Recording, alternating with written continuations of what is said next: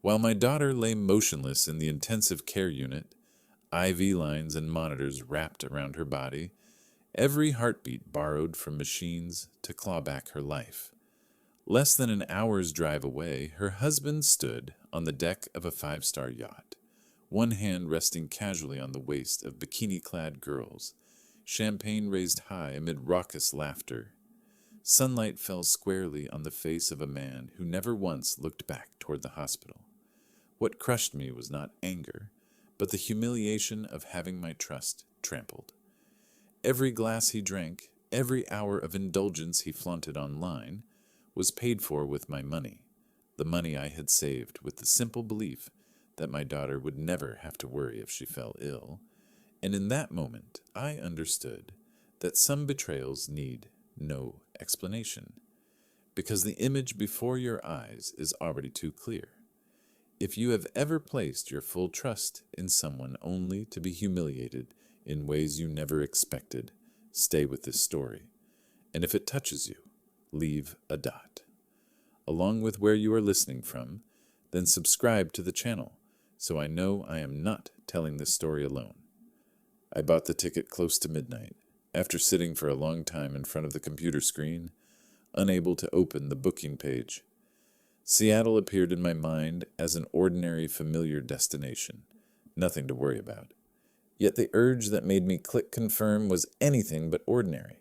It was like a dull ache, not loud, not violent, just persistent enough that I could no longer pretend I was fine.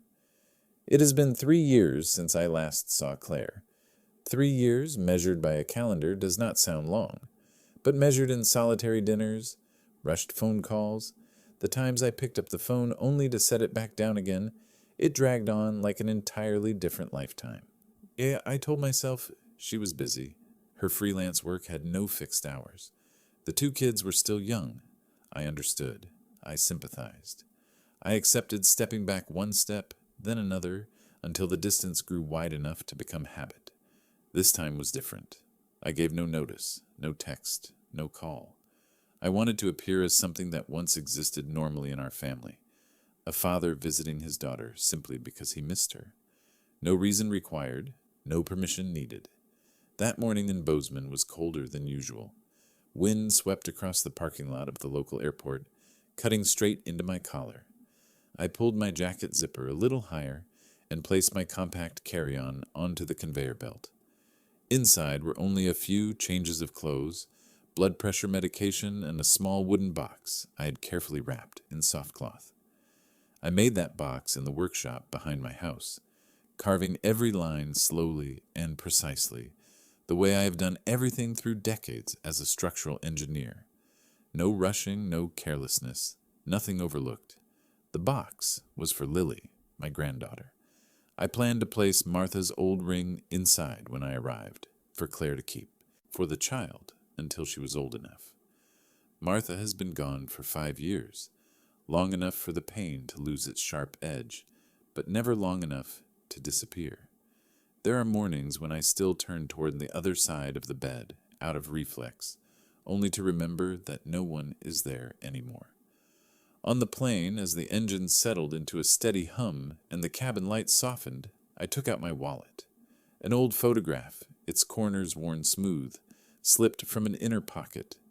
Claire stood in the middle of the kitchen, hair tied up high, smiling at someone outside the frame. Lily, missing one of her front teeth back then, held up a brightly colored drawing. Noah clutched a box of crayons, his face smudged and messy. I had looked at this photo more times than I could count, yet each time it felt like I had missed something new. Martha used to say I trusted reason too much, that I believed as long as everything ran according to proper process, people would be fine too. I laughed when she said it. I was used to blueprints, to load calculations, to numbers that never lied. Family, I thought, had its own kind of order. I gave Claire space. I let her handle things on her own. I did not interfere in her marriage. I believed silence was sometimes a form of respect. But then some signs refused to stay quiet. 3 months ago, Claire called me late one evening. Her voice was lower than usual, not exactly sad, just tired. She asked about my health. asked whether winter had arrived in Montana yet, and asked if I was still spending time in the workshop. The conversation drifted along easily until I asked a familiar question, one I always asked. How have you been lately? There was a very brief pause on the other end of the line, not long enough to be silence, but long enough for me to notice. Then Claire answered, I'm just a little tired, Dad. It's nothing. I nodded, though she couldn't see me. I said a few reassuring things. I told her about fixing up an old table. I let the call end like all the others. After that, I stood in the kitchen for a long time, staring at the phone face down on the table, with the feeling that I had just let a question slip by that should have been asked again. On the flight to Seattle, that sentence returned to my mind, slowly but persistently. Just a little tired. I wondered how many times I had heard those words in my life, from people who didn't want to burden others, from people accustomed to enduring things alone. Martha had said it too on the days when she first began feeling pain in her chest, but still insisted on cooking a full dinner. I closed my eyes, not to sleep, but to stop the current of thoughts pulling me back toward old decisions. I had promised Martha, in her final days, that I would stay closer to our child, that I would not let work or distance or blind confidence in other people's ability to endure make me a step too late again. That promise had sat quietly inside me for a long time, never gone, but never fully kept either. As the plane began its descent, sunlight slanted through the window, and I turned on my phone. Part of me wanted to send Claire a short message to tell her I was about to arrive. The other part held my hand back. I wanted to see her face when the door opened. I wanted to hear the children running through the house. I wanted to hold my daughter without having to explain anything. I slipped the phone back into my jacket pocket and rested my hand on the small carry-on at my feet. Inside, the wooden box tapped lightly against the side each time the plane shuddered. That small sound made me feel I was doing the right thing, even if I couldn't yet put it into words. I did not know that this trip would overturn everything I had ever believed was fine. I only knew that in that moment I was flying toward my daughter with a very simple wish, to be present. And it was only later that I would understand that this very simplicity had arrived later than I had imagined. I arrived in Seattle in the middle of the afternoon. The city was as noisy as ever when I visited. Traffic packed tight, people moving in a hurry, the familiar pale gray sky hanging low over rows of buildings. I pulled my suitcase out of the parking area, ordered a rideshare, and read off the familiar address in an even voice. The driver nodded, turned the wheel, and merged into traffic. I leaned back in the seat, watching the scenery slide past, forcing my breathing to stay steady so the unease wouldn't take over. Claire's house appeared after a bend in the road. The white fence was still there, the stone walkway and the bushes planted close to the living room window. Only one thing was clearly different, so obvious I noticed it the moment the car stopped. The place lacked movement. No sound of children, no windows cracked open, no signs of a family going about its day. I paid the driver, lifted my bag out, and stood still for a few seconds at the gate.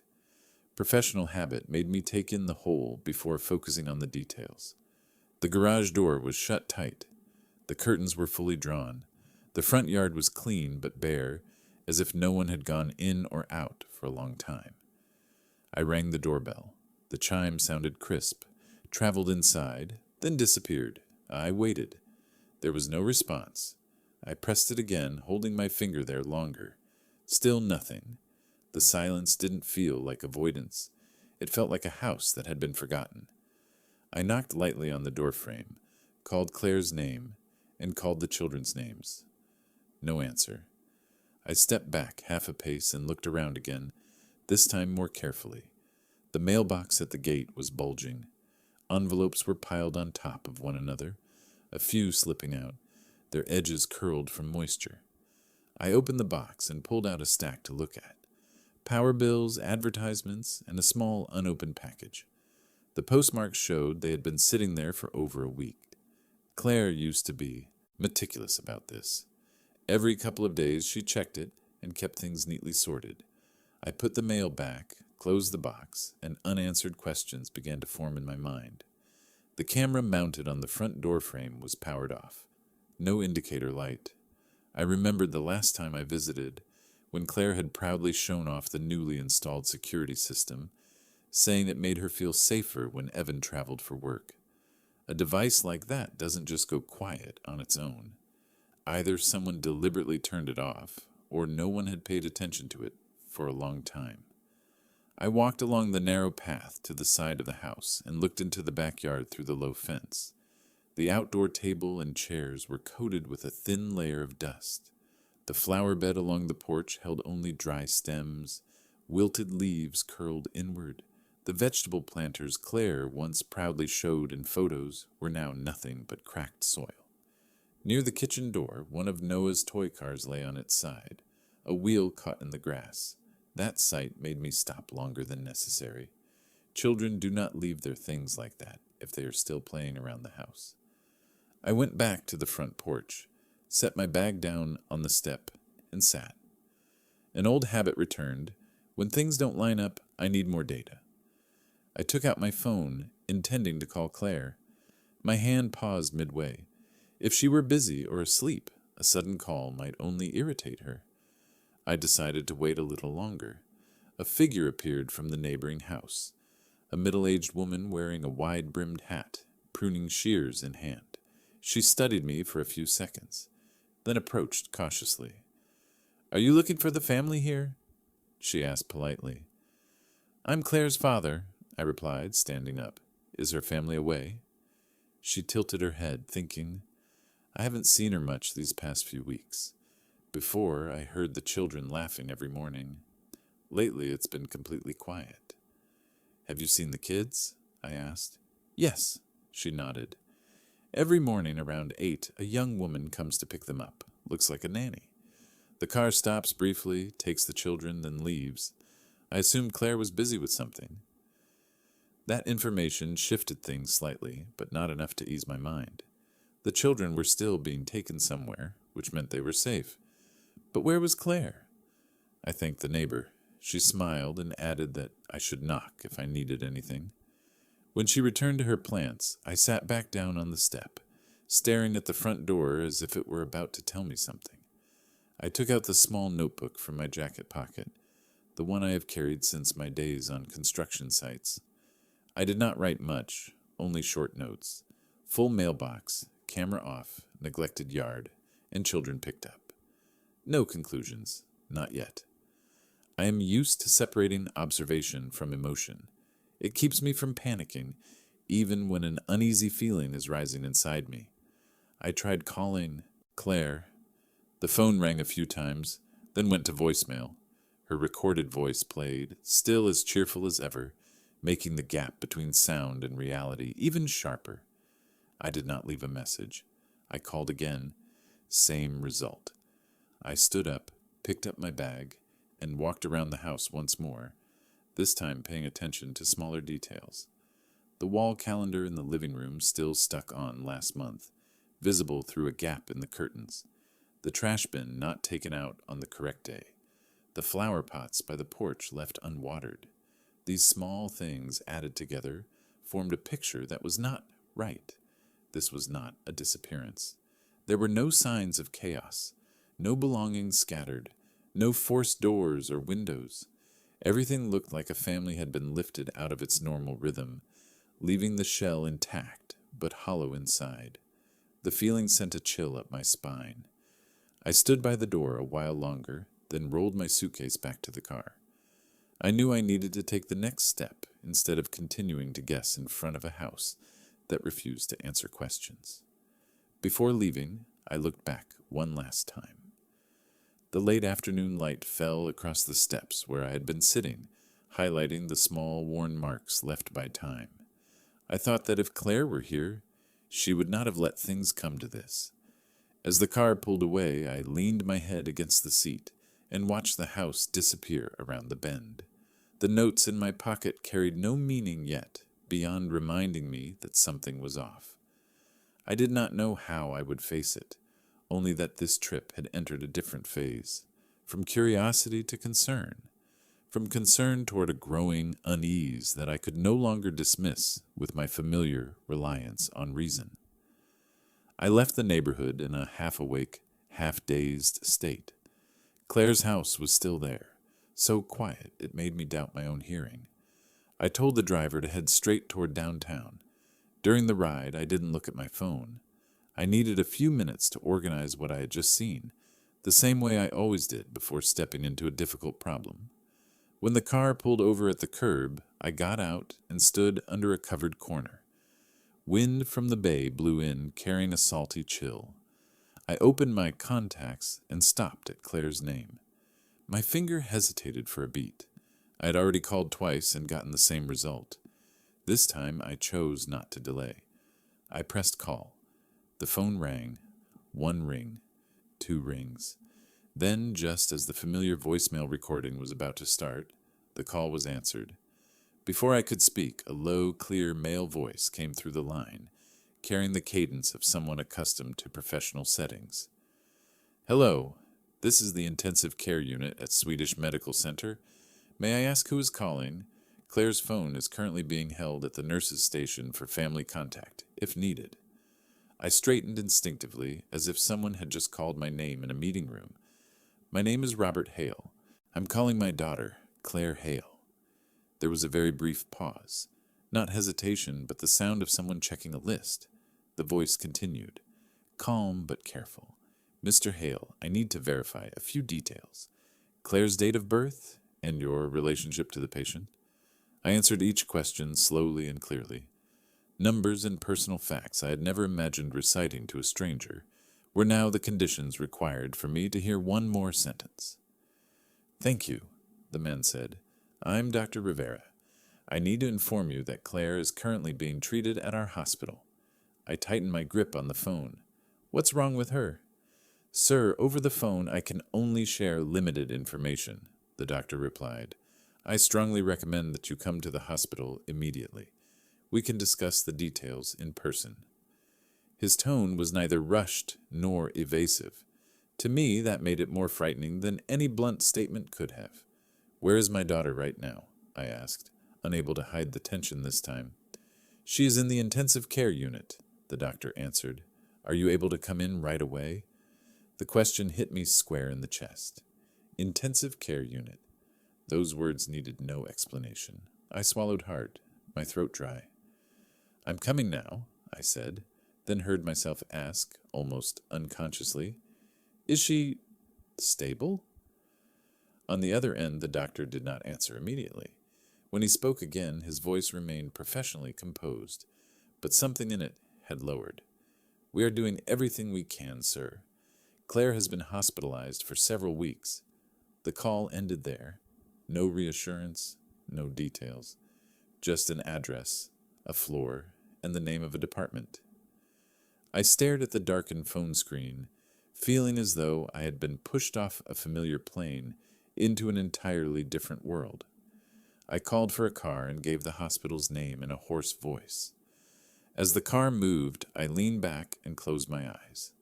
The images from the afternoon stacked neatly together and suddenly found their explanation. The full mailbox, the disabled camera, the neglected garden. The children are being picked up by someone else. Nothing was scattered anymore. It all formed a picture that made cold seep into my bones. Hospitalized for several weeks. The phrase echoed in my head, steady and relentless. Several weeks ago, what had I been doing? Sitting in my workshop, sanding a piece of wood smooth, thinking about what pattern to carve into Lily's box. Drinking coffee alone every morning, reading the paper, telling myself my daughter was just busy. I thought back to the phone call 3 months earlier, remembered how lightly Claire said, "I'm just a little tired." I had heard it. I had believed it. I had not asked more. At the time, I thought I was respecting her boundaries. Now that belief became a weight pressing down on my chest. The car stopped at the hospital entrance. The building stood there, brightly lit, crowded with people coming and going, operating on the familiar rhythm of places accustomed to witnessing life and death. I stepped out, my legs slightly unsteady. Each step along the stone-paved walkway felt heavier than the last, as if my body were trying to hold me back from hearing what I was about to hear.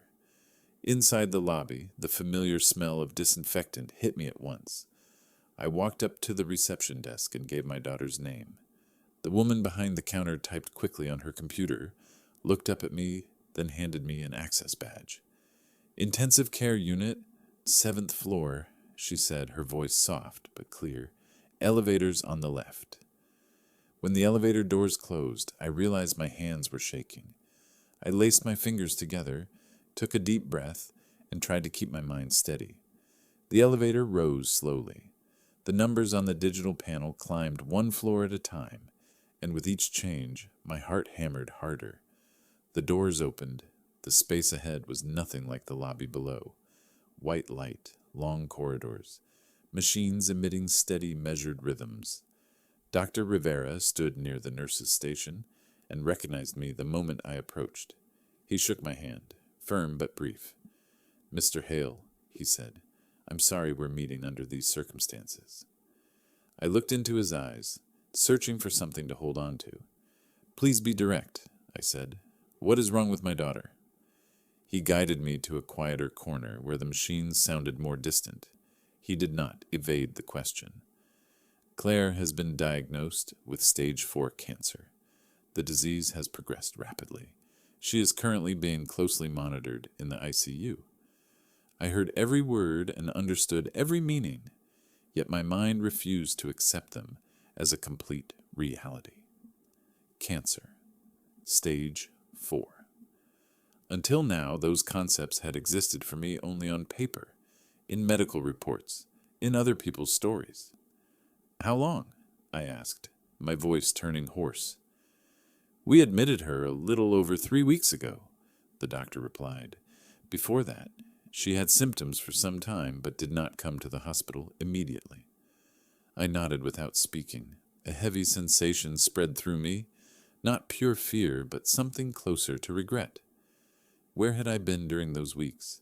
What had I been thinking while my daughter was perhaps trying to stand on her own in a battle she never spoke about? The doctor continued, explaining treatment protocols and next steps. I listened, but only in fragments. My thoughts spun around a single realization: I had missed it. Not because I was far away, but because I chose to accept the words, "just a little tired," as an ending. When the doctor finished, I drew a deep breath and tried to steady my voice. "May I see her?" "Of course," he said. "She is conscious, and she has asked about you." That sentence made me turn away for a moment. I did not want my emotions to show. I nodded and followed him down the corridor. Each step brought me closer to the ICU room door, and at the same time carried me farther from the man I had believed myself to be. A father who was attentive enough, present enough, sufficient enough. The peak of the shock did not lie in medical terminology or the smell of antiseptic. It lay in the moment I understood that while I believed I was respecting distance, my daughter had been facing the worst alone, and my silence, though never meant to harm, had become part of that loneliness. The ICU door opened slowly. I stepped inside with the feeling that I was entering a space where every sound had to lower its own voice. White light spread evenly across the small room, reflecting off cold metal surfaces and monitors blinking in time with a steady heartbeat. In the middle of all that equipment, Claire lay on her side in the bed, her body visibly thinner, her face far paler than the last time I'd seen her on a phone screen. She turned her head at the sound of footsteps. Her eyes settled on me, as if she were checking whether the image in front of her was real. Then her lips curved slightly, a faint, fragile smile that was still unmistakably hers. "You're here, Dad?" Her voice was so soft that I took a few more steps closer to hear it clearly. I moved to her side, resting my hand on the bed rail, afraid that even one careless movement might cause her more pain. "I'm here," I said, forcing my voice to stay steady. "I'm here." Claire blinked, took a short breath, then turned her face slightly away, as if to hide the emotion rising. When she looked back at me, Her eyes were calmer, gentler, as though she had just reminded herself to hold it together. "I'm sorry," she said, her first words neither blame nor a question. "I didn't tell you sooner. I didn't want you to worry." That sentence hit me harder than any medical conclusion. I pulled a chair close to the bed and sat down at her eye level. "You have nothing to apologize for," I said. "I'm the one who should be sorry." Claire shook her head very slightly. "You already lost Mom. I thought I should be able to handle it myself. Evan said I shouldn't make everyone worry more." Evan's name entered the room like a foreign object. I looked around instinctively, even though I knew he wasn't there. "Where is Evan?" I asked, keeping my tone neutral, habitual, free of judgment. Claire glanced toward the small window, where the late afternoon light was fading. "He's on a business trip," she replied. "A project in San Diego. He said it was urgent." "How long?" "A few days," Claire answered, then added quickly, as if afraid I might misunderstand. "He calls. He texts. His schedule is just really packed."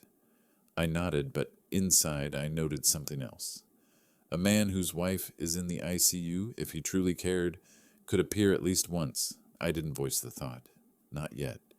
I looked down at Claire's hand where the IV line was, fixed in place, her skin so thin it was almost translucent. "Are you in a lot of pain?" I asked. "I'm used to it," she said, forcing a smile. "At first it was hard. After that, you learn how to endure." The way she said, "learn how to endure," tightened my throat. She had once been a child who cried over a scraped knee, who needed me to put on a bandage and sit beside her until the tears stopped. Now she spoke of pain as a skill she had been forced to acquire. I sat there listening as Claire shared small fragments. The day's chemotherapy left her drained. The morning she woke up in the hospital before sunrise. The nurses changing shifts, each face unfamiliar. She spoke evenly without complaint, as if she were reporting on a task that had to be completed. When I asked about the children, her eyes brightened slightly.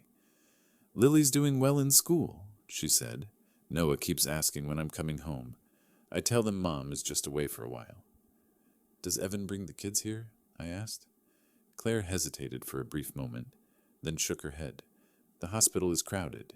He said it's not good for kids to see this." I nodded, then asked again, my voice low and slow. "So who's taking them back and forth lately?" Claire brushed the edge of the blanket lightly, her eyes dropping to the wrist with the IV.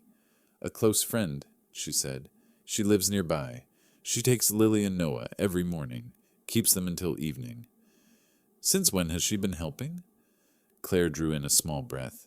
"Since I found out I was sick. I thought it was easier to ask someone outside than to make people in the family worry." The answer sounded reasonable, but the way Claire said it, slow and guarded, told me it was a line she had repeated many times. I didn't argue. I simply placed my hand over hers, light enough that she could feel it without strain. "I'm here now. You don't have to be alone anymore." Claire turned to look at me, her eyes carrying an emotion that was hard to name. Not quite relief, not fully reassurance. It was the look of someone long accustomed to carrying a load, now being offered the chance to set it down, yet still afraid to trust it. "Please don't be mad at Evan," she said almost immediately. "He's not good with hospitals, with things like this." I didn't answer right away. In my mind, the empty house, the neglected garden, and the overflowing mailbox rose again. I looked at my daughter, frail in her hospital bed, still trying to protect the image of an absent husband. That wasn't simple generosity. It was an effort to keep the peace, even while she was exhausted. "I'm not angry," I said after a pause. "I just want you to focus on taking care of yourself." Claire let out a small, relieved breath, as if she had just cleared an invisible obstacle. She closed her eyes briefly, then opened them and looked at me. "Stay with me for a bit, okay?" "Of course," I replied. "As long as you need." Time in the ICU moved slowly. The steady rhythm of machines was like a clock without hands. I sat there, holding Claire's hand when she grew tired, letting go when the nurses came in. Evan did not appear. No calls, no messages. His absence grew more noticeable without needing to be named. In the silence, I understood something that hurt more than the diagnosis itself. Claire was not only fighting cancer, she was also straining to keep her family looking normal, to keep a marriage appearing unbroken, to spare everyone else discomfort. And in doing so, she had placed herself last, accepting loneliness as the price of a fragile, artificial calm. That humiliation was never spoken aloud, never pointed out. It lay in a seriously ill woman apologizing for making her father worry, in an absent husband being shielded by familiar excuses, in a daughter teaching herself how to endure, just so everything on the outside could look fine. When Claire drifted off from exhaustion, I sat still, watching her sleep. In my mind, a line had been drawn with absolute clarity. Some things could no longer be hidden behind patience and endurance, and some people, having grown used to standing on the sidelines, would soon be forced to face the truth in ways they were not prepared for. Claire drifted into sleep after the nurse adjusted the monitoring equipment, her breathing growing steadier, the tension easing from her face, as if simply having someone sit nearby was enough for her body to finally let go for a moment. I stayed still, watching the wall clock inch forward until I was sure she was deeply asleep. Claire's phone lay on the table beside the bed, plugged in to charge. The screen lit up out of habit when a new notification came in, then dimmed again, and I had not intended to touch it, but just before it went dark, a familiar icon flashed in the corner. Instagram. I hesitated for a few seconds, then bent down and said softly, "Dad's going to use your phone for a moment." And Claire did not open her eyes, only gave a faint nod, as if already used to letting others handle small things for her. I picked up the phone, stepped into the hallway, and found a quiet corner where the lighting was softer. The screen unlocked, Claire's account still logged in, the feed showing familiar images, children's drawings, a few messages of encouragement from friends, older posts from weeks ago, and at the very top, a red ring stood out clearly around a new story attached to Evan's name. I tapped it. The first frame opened in harsh sunlight, a wide expanse of deep blue water shimmering, a long stretch of clean, light-colored wooden deck, the camera panning slowly on purpose so the viewer could take in the scene, with text running across the bottom. Lake Union. I straightened instinctively. The next frame cut to Evan standing at the front of the deck, shirt unbuttoned at the collar, expensive sunglasses on his face, flanked by two young women in different styles of brightly colored bikinis, their skin evenly sun-kissed. Evan laughed loudly, one hand resting on the waist of the woman on his left, the other casually hooked at the hip of the one on his right, the gesture effortless, as if he had stood that way countless times before. There was nothing to guess at, no ambiguous angle, no one avoiding the camera. The sound played automatically, laughter ringing out, glasses clinking, a man's voice joking in the background. "This is living the dream?" And Evan turned toward the camera, raised a champagne glass, and said, half joking, half bragging, "Living the dream." I glanced at the corner of the screen. Posted 2 hours ago, the location tagged clearly and openly, no filters, no attempt to hide anything. In that moment, I did not feel anger right away. The first sensation was a cold emptiness, like realizing a bridge has collapsed just after you have crossed it. I kept scrolling. The next story showed the group seated around a long table on the deck, food arranged neatly, bottles set out, Evan leaning back comfortably, laughing, his hand still in the same place as if it naturally belonged there. No one in the frame seemed awkward or unfamiliar, everything flowing smoothly, casually recorded for anyone who happened to be watching. I stopped it, not letting the story play out on its own, and recorded the screen, every frame, every short clip, carefully, methodically, leaving nothing out, old habits resurfacing. Observe, document, preserve evidence, Do not speculate. In my mind, the image of Claire lying in an ICU bed and the image of Evan standing on a yacht deck overlaid each other without needing further comparison. One person struggling to keep her breathing steady under hospital lights, another raising a glass in sunlight and laughter. The humiliation here was not Evan's betrayal in secrecy. It was the way he placed himself openly in the light, so confident he did not bother to hide, as if certain no one had the right to question him. No explanation offered, no trace of guilt, only a life fully displayed while his lawful wife lay less than 1 hour's drive away, connected to machines.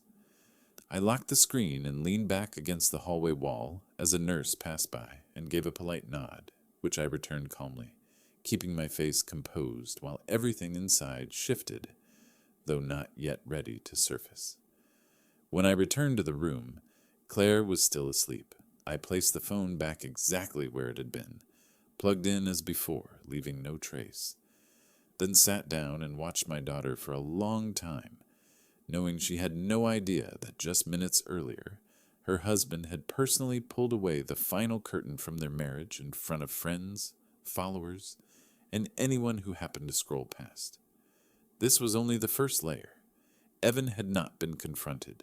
No one had asked him a single question, yet he had chosen to speak for himself through images, through laughter, through hands placed on other women's waists with practiced ease. And from that moment on, everything had crossed out of the realm of private matters and become an exposure requiring no coercion.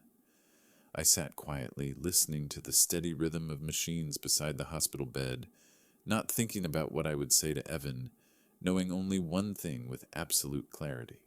When someone turns himself into living proof of betrayal, what follows is no longer discovery, but the choice of timing, of when the truth will be seen in full.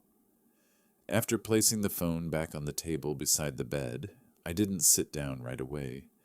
The image of the yacht was still suspended in my mind, and before it could settle, another detail surfaced, slow but unmistakable, like a gear finally locking into place. Money. I looked at Claire as she slept, her face pale, lips dry, one hand resting lightly on the thin blanket, the machines around her producing steady, precise rhythms, with no excess. Her body was fighting hour by hour, a battle that was anything but easy, and I knew that better than anyone. I pulled the chair back slightly, sat down, and took out my own phone, and in that moment, the memory returned with sharp clarity, without effort. After Martha died, I set up a family emergency fund, quiet and unannounced, which I called the Family Contingency Trust, with a very simple purpose. If something went wrong, my daughter and grandchildren would not have to scramble for money while their minds were already in chaos, because I had seen too many families fall apart when they couldn't manage costs during a crisis. I was the only one who controlled the main account, but more than 1 year ago, Evan had called me.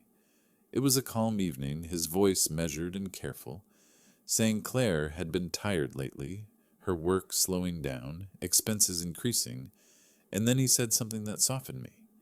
He just wanted Claire not to worry about money if anything happened, because she tended to overthink.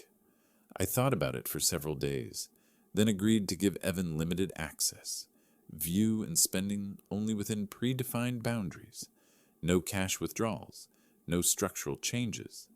I believed that was safe enough. I believed in the role of a husband, a father within a family. Now that trust was beginning to smell like a serious mistake. I opened the banking app, logged in, completed the 2-step verification slowly and methodically, keeping emotion out of my hands. The familiar overview appeared, the balance still intact, but my eyes were immediately drawn to the detailed statements, and I selected a range covering the past 18 months. The first line that appeared made me stop, a large charge, the name of a yacht rental company, the exact one I had just seen in Evan's story, transaction date yesterday. I scrolled down, a luxury hotel downtown, a lakeside restaurant, a men's fashion store in an expensive shopping district, a rooftop bar, a chain of names, familiar to people who spend freely and completely alien to a man whose wife was undergoing long-term treatment. I didn't rush to judgment. I switched to export mode and downloaded the entire transaction history. And the list that appeared was longer than I expected, each page a slice of a parallel life, sustained by my money. I began to add it up. 30,000 for a weekend yacht charter, 12,000 for a chain of hotels over 3 consecutive months, smaller but frequent amounts for shopping, dining, entertainment, all recorded carefully, exactly the way I once audited the costs of a major project. When the final number appeared, I sat motionless for a long time. Nearly $400,000 over 18 months, most of it tied to yachts, luxury hotels, and recurring payments, not a few scattered meals. That timeline aligned perfectly with what the doctor had just told me when Claire's symptoms began: the prolonged fatigue, the casual, just a little tired over the phone. While my daughter was entering the path of treatment, Evan was stepping deeper into another life, broader, brighter, fully funded. I reviewed each timestamp again, a major charge appearing right after a brief hospital admission, a trip scheduled exactly when chemotherapy began, not coincidence, but a pattern. The betrayal now had 2 layers.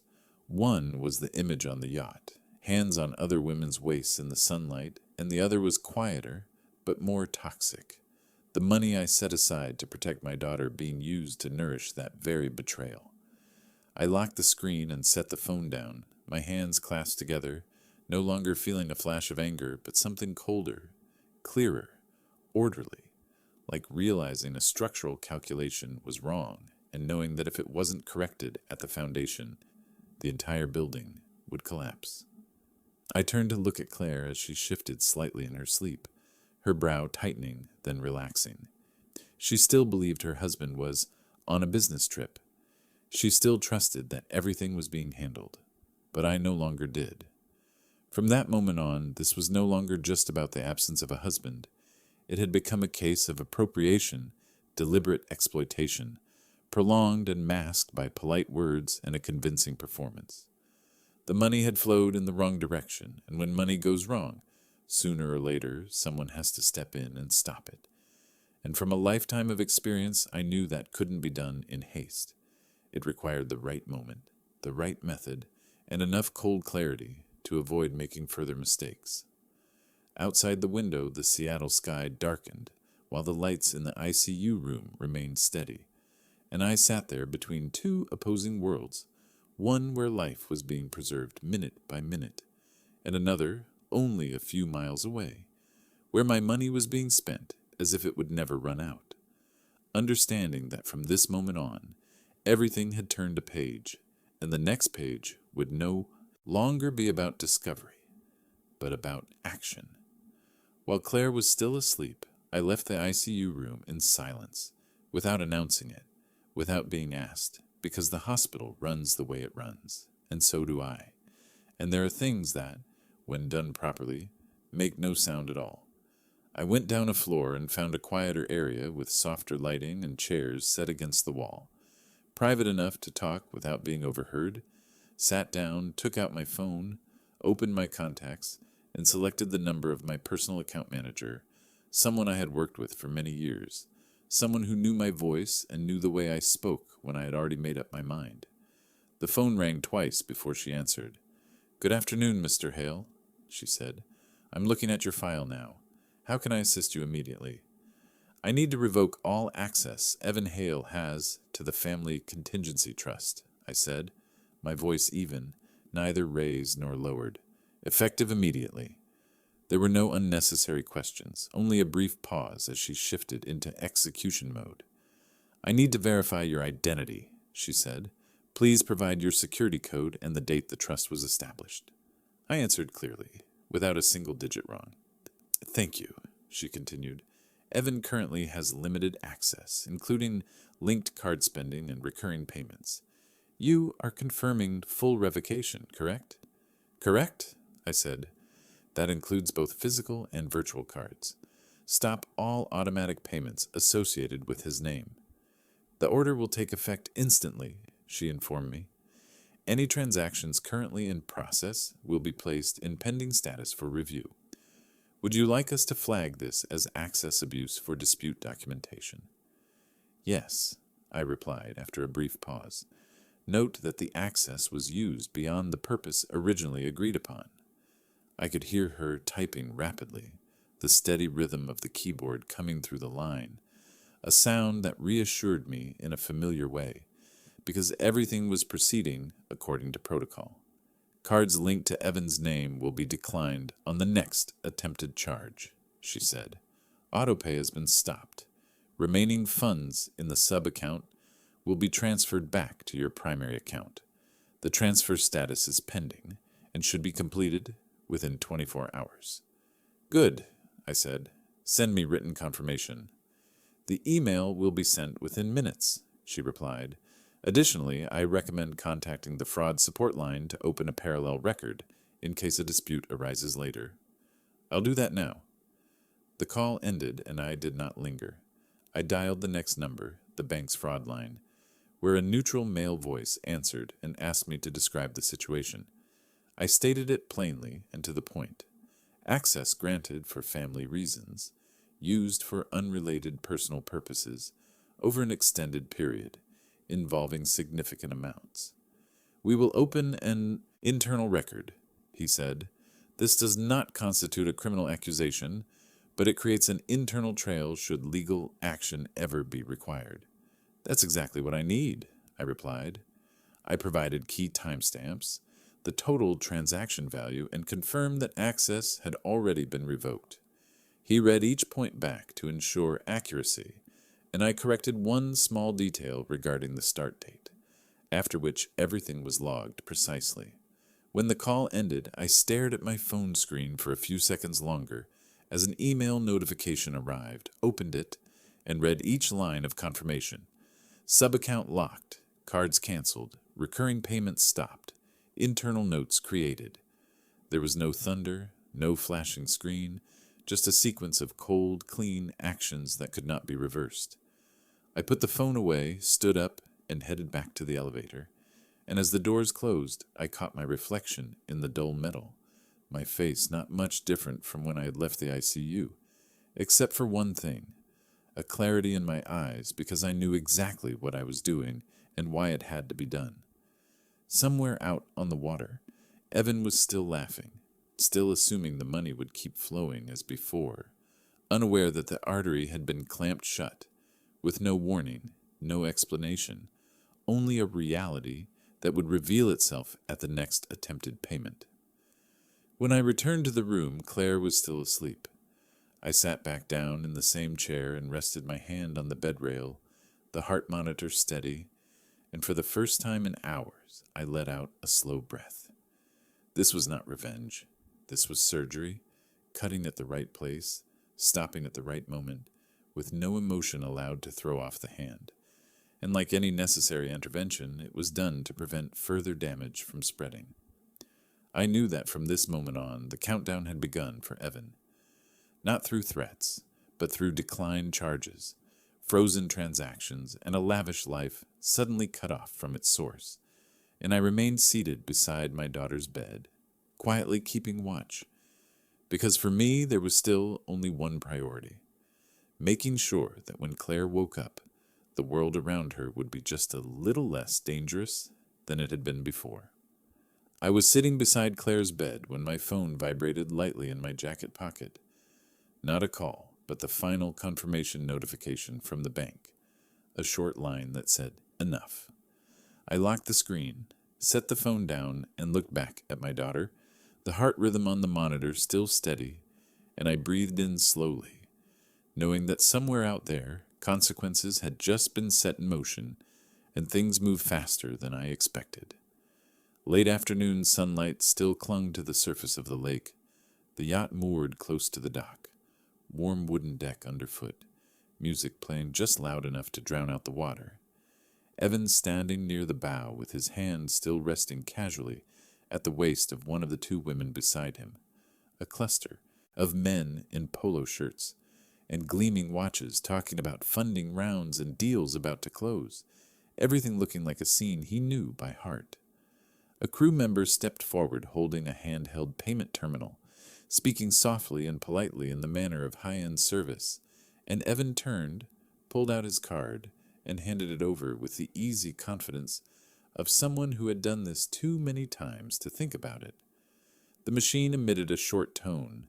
The crew member glanced at the screen and tried again, Evan lifting an eyebrow and smiling lightly, tossing out a casual joke to the group nearby, the two women edging closer, one leaning fully into him, her hair brushing his shoulder. The machine sounded again, and the crew member kept her voice calm but clearer this time, carrying across the open deck, saying she was sorry but the transaction had not been approved, and asking if he wanted to try again or use another card.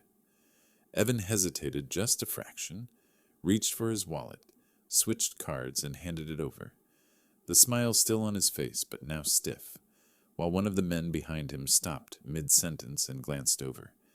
The third attempt ended with a different alert, and the crew member lowered her voice but could not lower it enough for an open deck, saying the payment did not clear.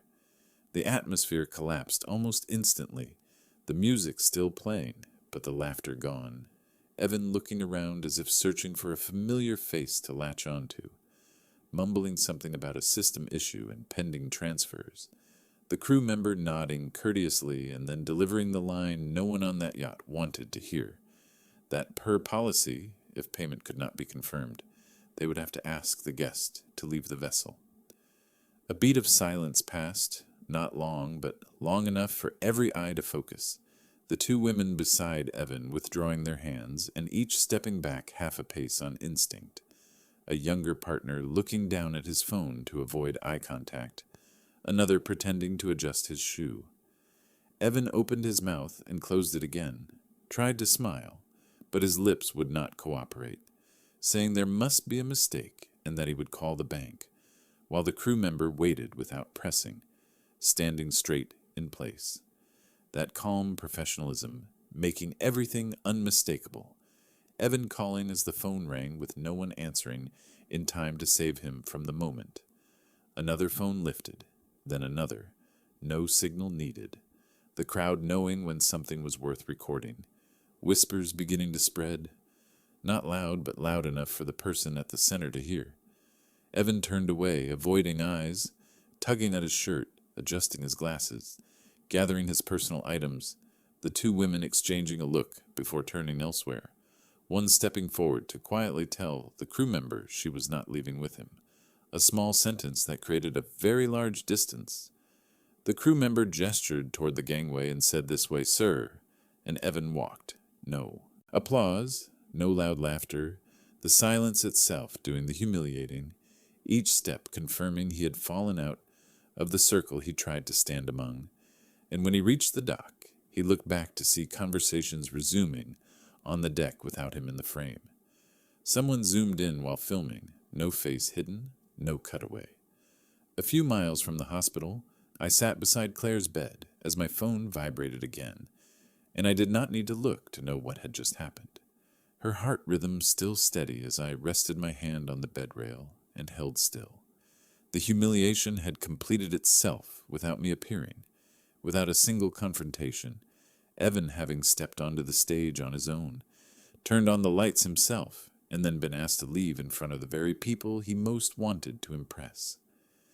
When the nurse came in to check on Claire, I stood and stepped aside, the sky darkening beyond the glass, thinking of Evan's eyes as he left the yacht, and of my daughter sleeping peacefully after a long day, because some lessons do not need to be explained.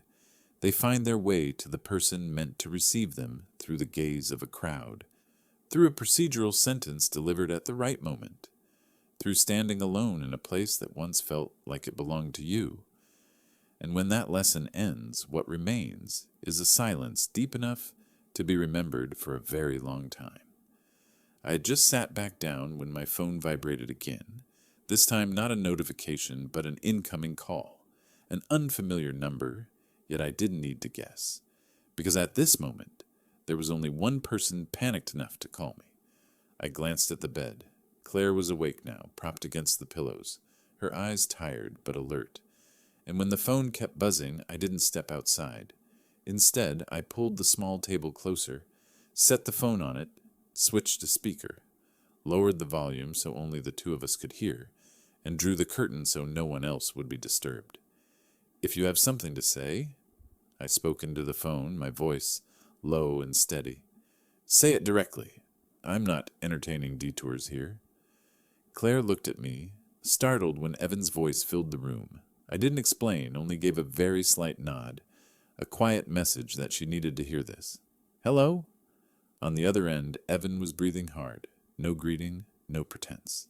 His voice cracking from the first sentence. "What did you do to my account?" "Your account?" I repeated calmly. "You should be precise." "Don't play word games," Evan snapped. I was humiliated in front of everyone. My card was declined. People were filming. You know exactly what I'm talking about. "I do," I replied, "and I also know exactly where you are."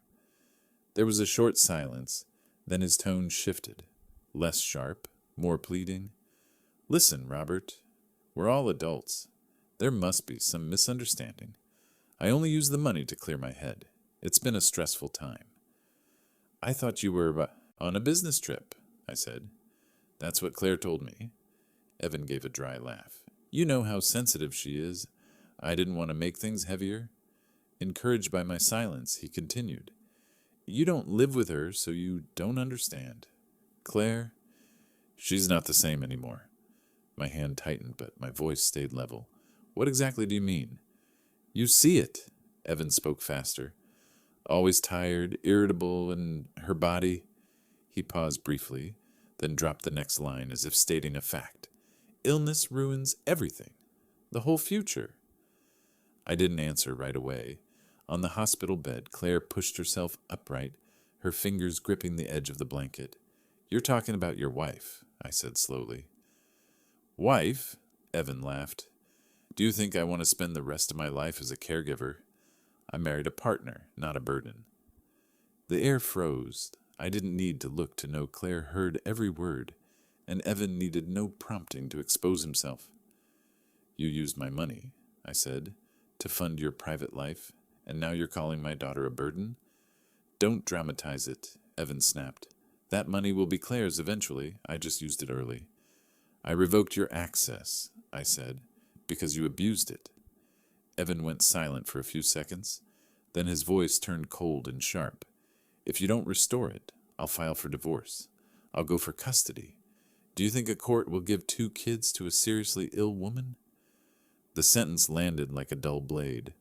I looked straight at Claire, tears spilling down her face, but she didn't turn away because she needed to hear this, since some truths, if not spoken by the person themselves, will forever be excused by those who love them. "You just threatened to take children away from their mother," I said. "I'm protecting their future," Evan replied without hesitation. "Claire isn't stable enough to make decisions anymore." I drew in a deep breath and then said, my voice lower, but each word landing firmly, "You just buried yourself, Evan." "You think you scare me?" he scoffed. "I have lawyers. I have rights." "You have the right to remain silent," I said, "but you chose to speak." I tilted the phone slightly so the microphone faced the bed, where the machines continued their steady rhythm, the heartbeat of the very woman he had just insulted. "Claire is listening," I said, "from start to finish." On the other end, Evan froze. "What?" Claire looked at me and nodded faintly. I held the phone closer to her. "Go on," she said, her voice weak but clear. "Say it all." There was no reply, only hurried breathing, then an abrupt disconnect. I turned off the speaker and set the phone down. Claire closed her eyes for a few seconds, and when she opened them, her gaze was different. No more avoidance, no more protecting anyone's image. "I'm sorry," she whispered, "for defending him for so long." I shook my head. "You did nothing wrong. People can only defend a lie until it collapses under its own weight." Outside the room, a nurse passed by, and everything continued as normal. But inside this room, a marriage had just ended in the clearest way possible, through the husband's own words, with no explanation required. Evan's greatest humiliation wasn't being removed from the yacht. It was the moment he heard the silence after revealing who he truly was and realized that this time, no one was stepping in to shield him anymore. After the call ended, the ICU room returned to its familiar rhythm, the steady beeping of the monitors, the softened light. Claire lay still, eyes closed, but not yet asleep, and I didn't rush to speak, because there are moments when the truth needs time to settle, before another stone is laid on top of it. I pulled my chair closer, opened my laptop, and set it neatly on the table, not to make a show of it, but so everything could be seen clearly and in the right order. Claire opened her eyes and turned toward the screen. "I'll finish the rest," I said slowly, giving her time to take it in. "Once you've seen it, we don't need to come back to this again." I opened the folder I had prepared earlier, statements appearing month by month, charge by charge. I didn't skim.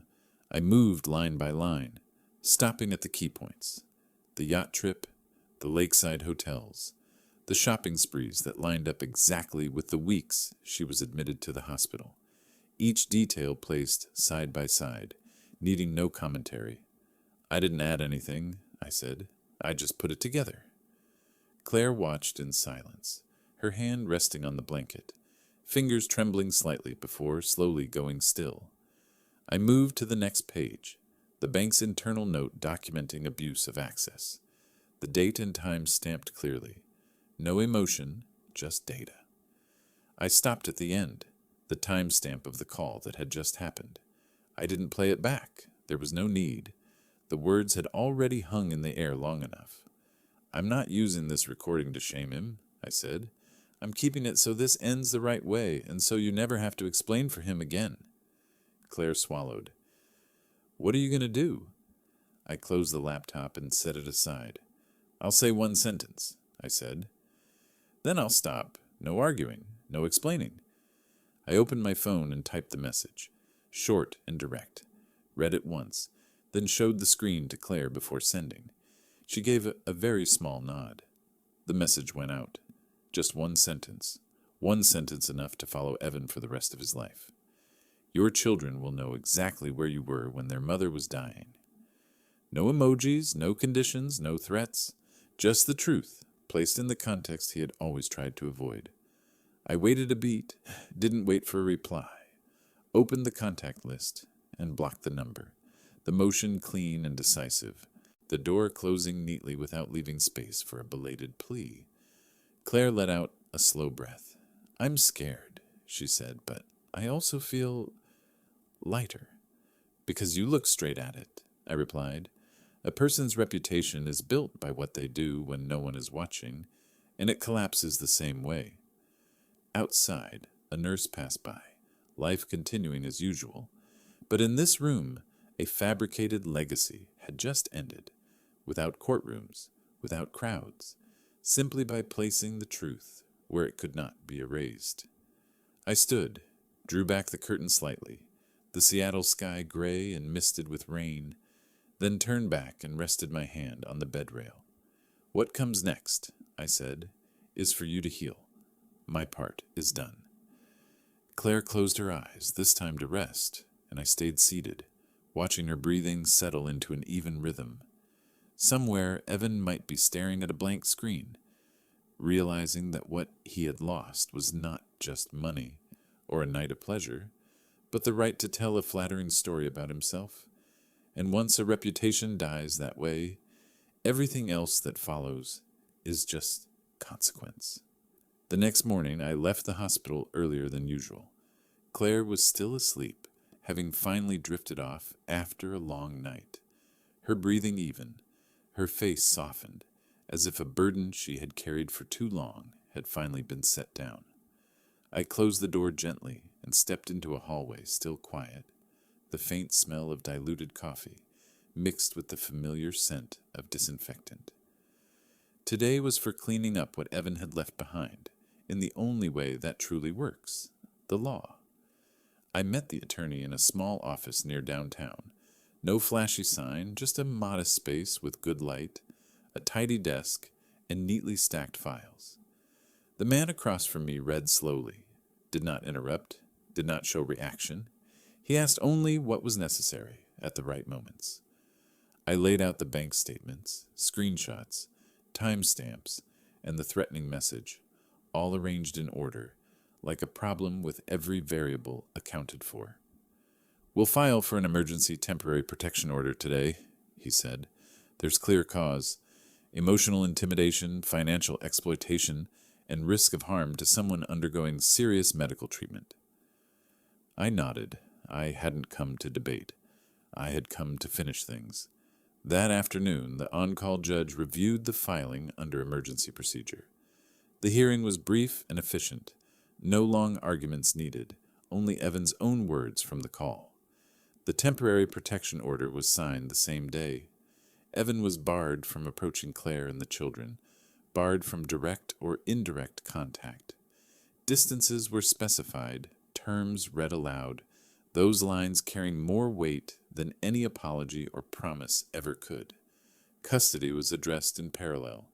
Claire's medical records showed she was mentally competent, capable of caregiving, and supported by a stable family network. On the other side, Evan did not appear. His attorney asked for continuance, then withdrew. The reason was spoken quietly, but everyone understood. No competent lawyer wants to stand beside someone with a clear financial trail and undeniable recorded threats. The balance tipped completely. Temporary custody was granted to Claire, with family support conditions. The children remained where they were, routines unchanged. Stability came first. News spread faster than I expected, not from me and not from Claire. The startup Evan worked for received notice from partners citing ethical and financial risk. Contracts were first suspended, then terminated days later. The email explanation was brief, sufficient, requiring no elaboration. Relationships that once seemed warm fell silent. Calls slowed, then stopped. Reputation, once cracked, collapses quickly. I returned to the hospital as the afternoon waned. Claire was awake, looking out the window, slanted sunlight brushing the blanket. I sat down and told her everything in the most ordinary voice I could manage. No embellishment, no emphasis, just events as they unfolded. She listened, nodded, occasionally asking a short question to be sure she understood. "So, I'm safe?" she asked. "Yes," I said. "Safe to focus on yourself." Claire let out a long breath, not joyful relief, but the feeling of knowing she would no longer be pulled backward. She looked at her hands, and then at me. Her eyes were different now, steadier, with less self-blame. That evening I called the childcare provider. Pickup schedules were reorganized cleanly. The school was notified. Everything returned to a necessary rhythm. No one needed details, only the knowledge that from now on, decisions followed a clear, lawful path. Consequences reached Evan in practical ways. No announcements were needed, no pointing fingers. Doors that had once been open to him closed one by one, at the right time, in the right places. When someone is accustomed to living on borrowed money and borrowed status, the day those supports are withdrawn reveals how alone they truly are. Night fell, and I sat again beside Claire's bed. She was asleep. I pulled my chair closer and rested my hand on the bed rail. Outside, the hallway lights stayed on. Nurses moved with steady steps. Life went on as it always does, with one difference. This time, justice had taken its proper place, close enough to protect, far enough to let everything end cleanly. That winter arrived late, the snow falling later than usual, as if Montana itself had decided to go easy on my family and give us a little more time to breathe. Claire was discharged from the hospital on a clear morning, the doctor reading the final results in a calm voice. Her numbers were stable, the cells were responding well. The disease had retreated into a controlled state, and Claire was cleared to leave. There was no cheering, only a grip of hands held tighter than normal, and eyes wet but steady. We left Seattle on an early flight, Claire by the window, the two children in the row ahead pointing at clouds beneath the wing, and I carried the wooden box that had been with me since the beginning of the trip, the gift I once meant to give during a joyful reunion, then kept through the darkest days, now resting lightly in my backpack like a promise about to be fulfilled. The house in Montana welcomed us with the scent of pine and late afternoon light. There was little to prepare, everything already ready, beds made, kitchen warm, fireplace just right. The children ran through the yard laughing as if the months of whispered hospital conversations had never existed, and safety returned in concrete ways, stable school schedules, dinners on time, full nights of sleep. Claire began recovering at her own pace, slow but steady, walking each morning first along the porch, then the trail behind the house.